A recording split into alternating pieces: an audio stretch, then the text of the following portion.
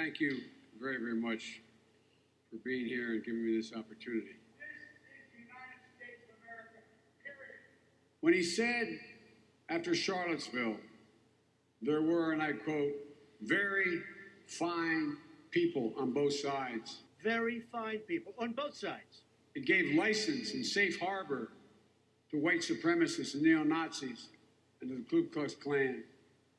These words not only stunned America, but they stunned the world. At a rally in Florida, when he asked the crowd, how do we stop these people, meaning immigrants, someone yelled back, shoot them. And he smiled. How do you stop these people? You can't. There's no...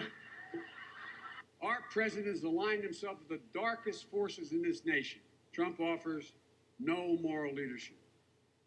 Seems to have no interest in unifying this nation. No evidence that the presidency has awakened his conscience in the least. Indeed, we have a president with a toxic tongue who has publicly and unapologetically embraced the political strategy.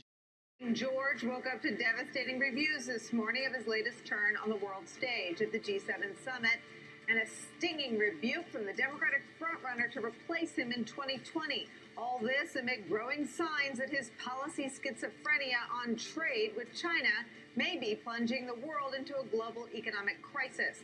New York Times today writes this, quote, day by day, even hour by hour, his approach to the trade war with China, the most consequential economic conflict on the planet, veered back and forth, leaving much of the world with geopolitical whiplash. The Times' Paul Krugman was even harsher, writing this, quote, the very stable genius in the Oval Office is in fact extremely unstable in word and deed. That's not a psychological diagnosis, although you can make that case too. It's just a straightforward description of his behavior, and his instability is starting to have serious economic consequences.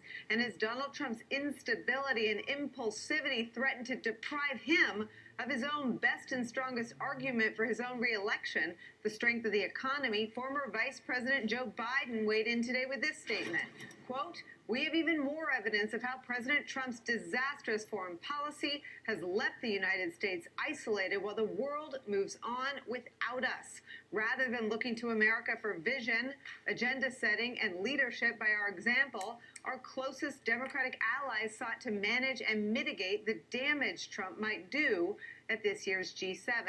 And considering the fact that the White House spokeswoman is still cleaning up the president's suggestion that Melania Trump and North Korea's murderous dictator Kim Jong-un are pals, when in fact they've never met, it's safe to say the president's critics may be onto something.